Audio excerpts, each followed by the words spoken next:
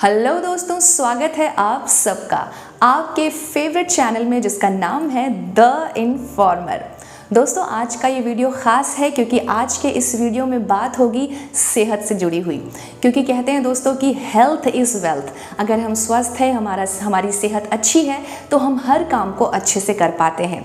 आज हम एक ऐसी डिजीज़ या एक ऐसी बीमारी की बात करेंगे जो हमारे डेली रूटीन को बहुत इफ़ेक्ट कर सकती है। जी हाँ, मैं बात कर रही हूँ बॉडी में होने वाली स्टोन या पथरी की। तो इसी सिलसिले में मैं आई हूँ पटना के आदर्श हॉस्पिटल में। यहाँ हम मिलेंगे यूरोलॉजिस्ट डॉक्टर शैलेश सिन्हा से। तो अगर आपने हमारे चैनल को अभी तक सब्सक्राइब नहीं किया है तो फटाफट हमारे चैनल को सब्सक्राइब कर लीजिए, बेल आइकन प्रेस कर लीजिए, लाइक कीजिए, कमेंट कीजिए। और आज का वीडियो बहुत ही ख़ास है, इसलिए इस वीडियो को अपने दोस्तों के साथ शेयर ज़रूर कीजिए। तो चलिए मिलते हैं डॉक्टर शैलेश सिन्हा से। The informer. हमारे साथ मौजूद हैं urologist doctor Shailesh Sinha. Doctor साहब, आपका बहुत बहुत स्वागत है। धन्यवाद। सबसे पहले तो हम आपसे ये जानना चाहेंगे कि बॉडी में जो स्टोन या पथरी हो जाती है वो कैसे हो जाती है, क्यों होती है और कहाँ कहाँ होती है? बहुत इम्पोर्टेंट आपका ये सवाल है। जो बॉडी में पथरी होती है, सबसे पहले जानना जरूरी है कि दो तरह की बहुत इम्पोर्टेंट है। एक है किडनी में पथरी, एक है गॉल ब्लैडर में पथरी। तो किडनी में जो पथरी है उसमें मुख्यतः तीन तरह की होती है, कैल्शियम, फास्फोरस और यूरिक एसिड। तो ये तीनों जो आपके शरीर में मौजूद है, सीरम कैल्शियम, सीरम फास्फोरस और यूरिक एसिड। तो आप जब भी आपकी शरीर में जो इनको डाइल्यूट करने की, इनको शरीर से हटाने की जो पावर होती है वो घट जाती है, तो ये पत्थर आपको प्रेसिपिटेट करते हैं। तो आपको शरीर में अगर कैल्शियम की मात्रा बहुत ज़्यादा हो रही है तो ये आपके प्रेसिपिटेट कर सकते हैं। अगर फास्फोरस की मात्रा ज़्यादा हो रही है, यूरिक एसिड की मात्रा ज़्यादा हो रही है, तो ये पहले क्रिस्टल के रूप में, बहुत छोटे रूप में शरीर में किडनी में बनती है। किडनी में बनती है, उसमें शरीर के आपके अलग अलग आदमी के अलग अलग बनावट पर भी डिपेंड करते हैं। उसमें हमारे पास कुछ ये होते हैं जो शरीर के, जो इनको बनने से रोकते हैं और इनको डाइल्यूट करते हैं। लेकिन बहुत लोग में ये क्षमता नहीं होती है, तो उनमें स्टोन बनने की टेंडेंसी ज़्यादा रहती है। तो जब भी ये आपका डाइल्यूट होकर शरीर से नहीं निकलेगा, पानी में घुल के, मतलब शरीर में जो होता है उसमें घुल के ये पेशाब के थ्रू नहीं निकलेगा तो वो जमा हो जाएगा। इसलिए हम लोग हमेशा बोलते हैं कि आप पानी जो है एडिक्वेट मात्रा में पीजिए, और कम से कम उनको जो कि बनने की ज़्यादा टेंडेंसी रहती है तो ये उनको पीने की ज़रूरत पड़ती है। दूसरी बात है कि ये आपको मोस्ट ऑफ द ये कैल्शियम का और यूरिक एसिड किडनी में बनती है, और किडनी से फिर ब्लैडर में आती है, ब्लैडर में वहाँ पर आके ये बन जाती है। तो अधिकतर ये किडनी में ही बनती है, वहीं से नीचे आती है, यूरेटर में आती है, फिर ब्लैडर में आती है, वहाँ पर अपना बड़ा हो जाता है सब, और जो कि पेशेंट को तंग करता है। ठीक है, चलिए। और ये भी हम जानना चाहेंगे कि जो पथरी या स्टोन होती है कितने प्रकार के होते हैं, कितने टाइप्स होते हैं इनके? ये मैं आपको दिखलाना चाहूँगा। और ये मुख्यतः जो है किडनी के जो स्टोन होते हैं वो 4 तरह के होते हैं। नीचे में कैल्शियम ऑक्जेलेट है। कैल्शियम को जो ने बताया, और वो ऑक्जेलिक एसिड के साथ मिलकर कैल्शियम ऑक्जेलेट स्टोन बनाता है। ये बहुत हार्ड होता है। आप ऊपर में भी देख रहे हैं कि इसमें स्पाइक्यूल्स है, और जो ये रहता है जहाँ पर भी वो डैमेज करता है शरीर के म्यूकोसा को, और जिससे कि ब्लीडिंग की मात्रा इस तरह के पत्थर में ज़्यादा होती है। दूसरा जो देख रहे हैं ये कैल्शियम फास्फोरस स्टोन है, जिसको कि स्टेरॉइड भी कहते हैं। ये स्मूथ रहता है, तो ये भी बहुत मात्रा में होता है। तीसरा जो यूरिक एसिड का पत्थर है, यूरिक एसिड शरीर में आपको, आप अगर मटन ज़्यादा खाते हैं तो यूरिक एसिड ज़्यादा शरीर में बनता है, और यूरिक एसिड के चलते बहुत सारी प्रॉब्लम होती है। आपको गाउट भी आपको पता होगा, यूरिक एसिड चलते ही होती है। लेकिन ये जो है पत्थर किडनी के यूरोलॉजिकल सिस्टम में जब आएगा तो यूरिक एसिड स्टोन बनाएगा। चौथा तरह का सिस्टीन है। सिस्टीन स्टोन जो है ये भी आपके चौथा तरह के होते हैं, कि सिस्टीन भी शरीर में एक केमिकल है, इसकी मात्रा जब ज़्यादा हो जाती है तो सिस्टीन स्टोन होता है। और ये दूसरा फोटोग्राफ आपको दिखाया गया है, ये किडनी का फोटो है जो काटा गया है और दिखलाया गया है। ये सब जो है, जो यहाँ से फिल्ट्रेशन होता है यूरिन का, और यूरिन आके नीचे आता है, तो आप ये देख रहे हैं कि यहाँ पर पत्थर के बनने की यही पत्थर यहीं पर बनता है, पत्थर यहीं पर बनता है। और आपके अब शरीर में पानी कम ले रहे हैं तो यहीं पर धीरे धीरे क्रिस्टल बनेगा और वो बड़ा हो जाता है। देखिए ये पत्थर बड़ा हो गया है।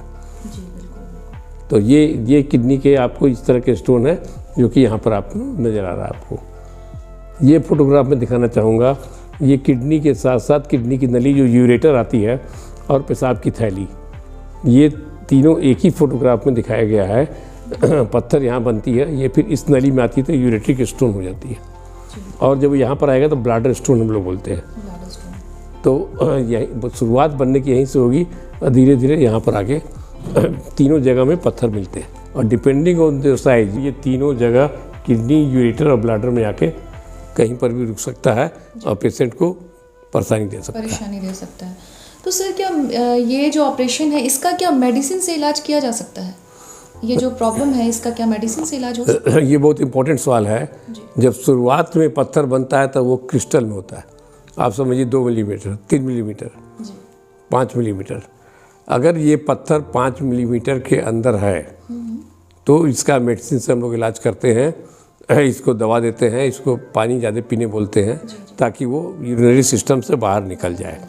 लेकिन अगर पत्थर का साइज बड़ा हो गया, डॉक्टर साहब बड़ा मतलब कितना बड़ा साइज होने के बाद निकलना मुश्किल हो जाता है और कहीं ना कहीं ऑपरेशन की नौबत आ जाती है, वो भी हम जानना चाहेंगे आपसे। इसमें ऐसा है कि 6 मिलीमीटर हम लोग एक स्टैंडर्ड साइज मानते हैं। 6 मिलीमीटर से अगर कम है तो निकलने का ज़्यादा चांस रहता है। अप टू 8 मिलीमीटर भी दवा के हेल्प से हमारे वो बाहर आ सकता है। उसके लिए हम लोग दवा देते हैं और कुछ दिन रख के देखते हैं।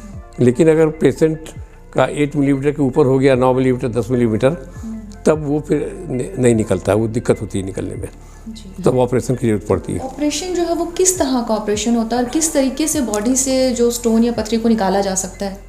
देखिए बहुत इम्पोर्टेंट सवाल है। अभी के समय में हम लोग के पास बहुत इम्पोर्टेंट जो इम्प्रूवमेंट हुआ है जो हम लोग के इंस्ट्रूमेंट में, इसके चलते अब दूरबीन की मदद से हम लोग कहीं के पत्थर को भी निकाल देते हैं।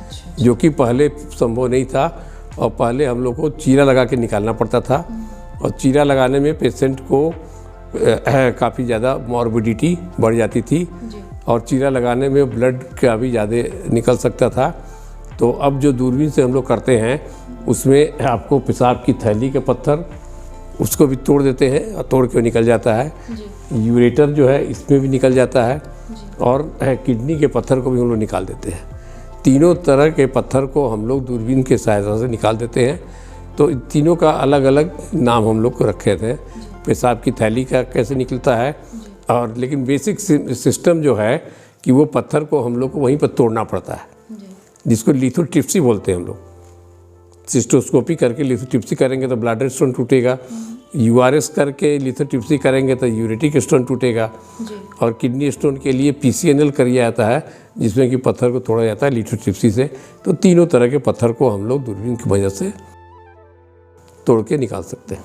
अच्छा सर, ये ओपन सर्जरी और दूरबीन की सहायता से जो सर्जरी की जाती है तो दोनों में क्या अंतर है? थोड़ा वो भी बेसिकली दिक्कत है कि बेसिकली अंतर जो है कि जो ओपन सर्जरी है उसमें हम लोग का चीरा लगता है और चीरा जो है वो आपका 5 सेंटीमीटर से लेकर 10 सेंटीमीटर तक का हो सकता है। लेकिन जो दूरबीन से निकालने का है उसमें या तो आपको चीरा नहीं लगता है और चीरा लगता भी है तो 1 सेंटीमीटर का लगता है, 1 सेंटीमीटर। तो ये बहुत बड़ा अंतर हो जाता है जिससे कि पेशेंट को पोस्ट ऑपरेटिव रिकवरी में बहुत आसानी होती है। ओपन सर्जरी के बाद पेशेंट को कम से कम 10 दिन तक बेड पर रहना पड़ता है, तकलीफ़ होती है, दर्द होता है। लेकिन दूरबीन से जो ऑपरेशन होता है पेशेंट जो है नेक्स्ट डे 24 घंटे के बाद ही फिट रहता है, he can move. Even patient को हम लोग डिस्चार्ज भी कर सकते हैं 24 घंटे के बाद। मतलब कि अगर ओपन और अगर दूरबीन की अगर सर्जरी की बात करें तो दूरबीन सर्जरी वो ज़्यादा हाई रिस्क नहीं, वो बहुत जल्दी उससे आराम मिल जाता है। बहुत जल्दी आराम मिल जाता है, बहुत जल्दी रिस्क फैक्टर भी कम है, पेशेंट को बहुत ज़्यादा आराम होता है, पेशेंट को कोई तकलीफ़ नहीं होती है और पेशेंट तुरंत मोबिलाइज होके डिस्चार्ज हो जाता है। ये आजकल दूरबीन के फ़ायदे वही हैं, लेकिन दूरबीन के खर्चे भी बढ़ जाते हैं क्योंकि वो लेज़र से बहुत तोड़ा जाता है, लिथोट्रिप्सी से तोड़ा जाता है जिसमें ऑक्सीजन की मदद से तोड़ा जाता है। तो ये पेशेंट का औजार रहता है हम लोग का, जिसके एक औजार 5 लाख का, 2 लाख का, 4 जैसे 10 लाख का रहता है औजार, सी आर्म रहता है, इमेजिंग रहता है, उसके मदद से हम लोग करते हैं। तो ये उसको सी आर्म को भी आप देखिएगा तो लोकेट करते हैं पत्थर को, टूटता है। तो ये दूरबीन से अभी बहुत पेशेंट को बहुत आसानी हो गई है। सर ये भी जानना चाहेंगे कि गोल ब्लैडर में और किडनी में, दोनों में जो स्टोन होता है, दोनों में से कौन सा स्टोन बॉडी को ज़्यादा हार्मफुल देता है, हानिकारक है? तो ये मैं जानना चाहूँगी, कौन सा स्टोन ज़्यादा हानिकारक है बॉडी के लिए, गोल ब्लैडर का या फिर किडनी का स्टोन? मैं तो यही कहूँगा कि kidney stone is more dangerous. मतलब किडनी में, बॉडी में किसी भी पार्ट में अगर स्टोन है तो वो शायद या फिर किडनी का स्टोन ही ज़्यादा? नहीं, किडनी के किसी पार्ट में है, किडनी में है या यूरेटर में है या पेशाब की थैली में है, अगर उसको आप छोड़ देते हैं, if that stone is left untreated, वो तो किडनी फेलियर कर सकता है। सबसे बड़ा खतरनाक जो है किडनी फेलियर होगा। गॉल ब्लैडर के स्टोन को आप छोड़ देते हैं तो आपको दर्द होगा, आपको परफोरेशन हो जाएगा, आप तकलीफ में रहिएगा, आपका पेट में वो फैल जाएगा इन्फेक्शन, लेकिन दैट कैन बी कंट्रोल्ड। लेकिन किडनी अगर फेल कर गया आपका, तो आपको किडनी को ट्रांसप्लांट के अलावा कोई दूसरा विकल्प नहीं है। इसलिए ये ज़्यादा in the long term kidney stone अगर आप छोड़ देते हैं तो बहुत ज़्यादा खतरनाक है। किडनी स्टोन में एक और चीज़ बात आपको समझने के लिए है, ये दिखलाना चाहता हूँ, जब भी आपने सवाल किया कि गॉल स्टोन और किडनी स्टोन में, ये बहुत इंपॉर्टेंट सवाल आपका है। देखिए, किडनी स्टोन जो है ये आप देख रहे हैं, ये किडनी के पेल्विस बोलते हैं और ये कलेक्टिंग सिस्टम होता है। तो यूरिन उससे फिल्टर होके बनता है, फिर निकलता है। Urine is a waste product जो शरीर से निकलना है उसको। अब ये जो है जो स्टोन को अगर आप बहुत दिन छोड़ देते हैं, अगर आपको पता नहीं चलता है, तो ये स्टैगहॉर्न कैलकुलस जो रहता है, जो किडनी में बहुत भयंकर करता है, ये हर एक कलेक्टिंग सिस्टम में घुस जाता है। आप देख सकती हैं ये जी, बिल्कुल ये हर एक सिस्टम में जा रहा है, ऊपर जा रहा है, नीचे आ रहा है, नीचे आ रहा है, ये तो दिस इज ये स्टैगहॉर्न कैलकुलस। तो ये बहुत डैमेज करता है ये, और ये साइलेंट होता है, दर्द नहीं करेगा, क्योंकि हर एक ये स्टैग हॉर्न मतलब 12 सिंगा सिंह जो देखते हैं आप, जी, उसकी तरह का हो जाता है। तो हर एक जगह ये घुसा हुआ है कि स्टोन जब तक मोबाइल रहता है तब तक दर्द करता है, तो सर और जब इम्पैक्ट हो जाता है तो दर्द नहीं करता है। इसका मतलब जैसे मान लीजिए हम लोगों को महसूस भी बहुत ज़्यादा नहीं हुआ, बहुत ज़्यादा सिम्टम भी नहीं पता चले, तो अगर हम लोग इसकी सर्जरी नहीं करें तो क्या इसका साइज़ भी बढ़ता चला जाएगा? बिल्कुल, मगर हम लोग सर्जरी नहीं करेंगे तो धीरे धीरे साइज बढ़ते चला जाएगा, और ये स्टैगहॉर्न हो जाएगा तो बहुत डैमेज करता है। तो this is one staghorn type. और दूसरा जो आपको मैं दिखा रहा था कि जैसे ये टाइप होता है, ये आपका ये वाला है फॉस्फोरस का, स्मूथ है, इट्स वेरी स्मूथ टाइप। ये पेशाब की थैली में आ जाता है और बन जाता है, धीरे धीरे पेशाब की थैली में बड़ा होते जाता है। पेशाब की थैली में थोड़ा सा स्मूथ है, it's all smooth and you can feel this very rough. It's very rough and very hard. very hard. जिसको तोड़ना भी बहुत टाइम लगता है। और ये जो मैं दिखाना चाहता हूँ, ये मल्टीपल स्टोन है, ये आपको गॉल ब्लैडर का स्टोन है। अच्छा, ये गॉल ब्लैडर पित्त की थैली में रहते हैं। जी। तो किस तरह के स्टोन को निकालना बॉडी से सबसे ज़्यादा मुश्किल होता है, किसमें सबसे ज़्यादा मेहनत लगती है? सबसे ज़्यादा मेहनत हम लोग को PCNL में लगती है, स्टैगहॉर्न कैलकुलस में लगती है। सबसे ज़्यादा डेंजरस, सबसे ज़्यादा ये किडनी के लिए डैमेज होता है। तो ये जो है बहुत इंपॉर्टेंट हो जाता है समझना, दोनों का जो है आपका डिफरेंस समझने की बात है। जैसे आपने बताया कि दूरबीन की सहायता से स्टोन या पत्थरी को निकाला जा सकता है, क्या कोई ऐसी भी टेक्निक है जैसे रे के ज़रिए भी किडनी या गोल ब्लैडर के स्टोन को, पत्थरी को निकाला जा सकता है? क्या कोई ऐसी भी टेक्निक है? बिल्कुल जी। ये मैं आपको बताना चाहूँगा कि जो किडनी के पत्थर हैं या यूरेटर के भी कुछ पत्थर जो है जी, उनको हम लोग जो अभी PCNL से करते हैं, जिसमें कि पीठ की तरफ से एक छेद करके निकालते हैं।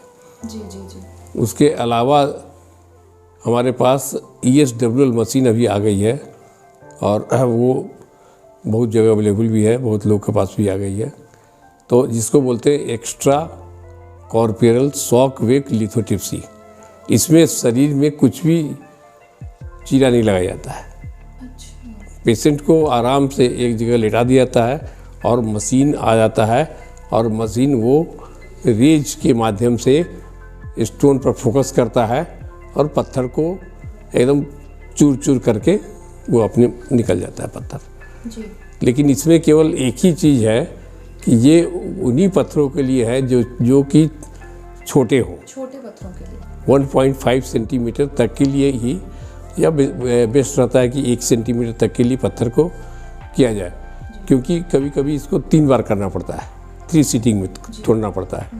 कुछ पत्थर हार्ड होते हैं, दिक्कत होती है, लेकिन ऐसी तरीके है जिसको शॉर्ट में हम लोग बोलते हैं ESWL।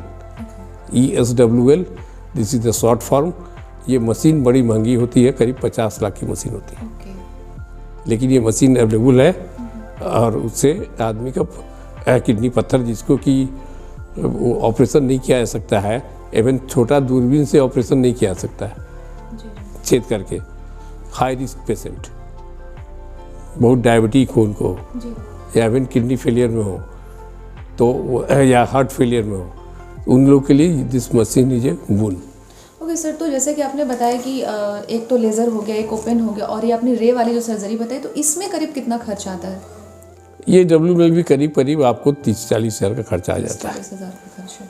हाँ, लेकिन मतलब इसमें ये कंडीशन है कि पत्थर का या पत्थरी का साइज़ छोटा होना चाहिए। पत्थरी के लिए तो फिर आपको बड़ी पत्थरी के नहीं हो पाएगा, इवन एक्स्ट्रा अकाउंट कैलकुलस के लिए नहीं हो पाएगा।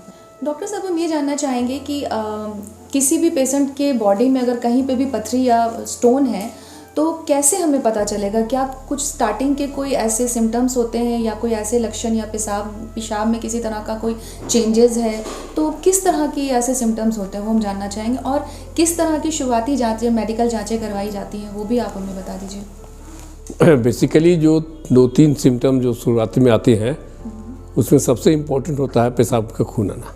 पेशाब में खून आना, और पेशाब में खून आया तो आप सचेत हो जाइए।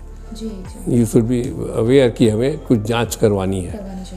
दूसरा जो तकलीफ होती है कि दर्द का होना। ये दर्द कहाँ पे होता है? दर्द आपको बैक में हो सकता है, दर्द आपको फ्लैंक में ऊपर से नीचे तक आ सकता है, यूरेटर वाला पेन, या पेशाब की थैली में दर्द हो तो सुपराप्यूबिक पेन हो सकता है।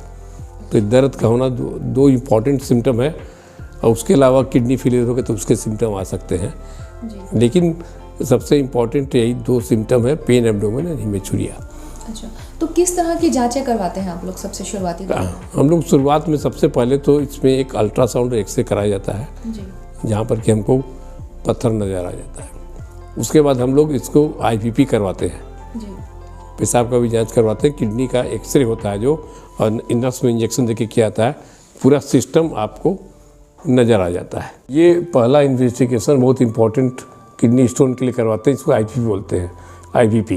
IPP का पहला पिक्चर होता है प्लेन एक्सरे, और इसमें आप देख रहे हैं कि ये स्टॉकहोम कैलकुलस है, और उसके अलावा 1 2 3 4 5 6 7 8 पत्थर अलग अलग है, मतलब multiple stone with Stockholm calculus.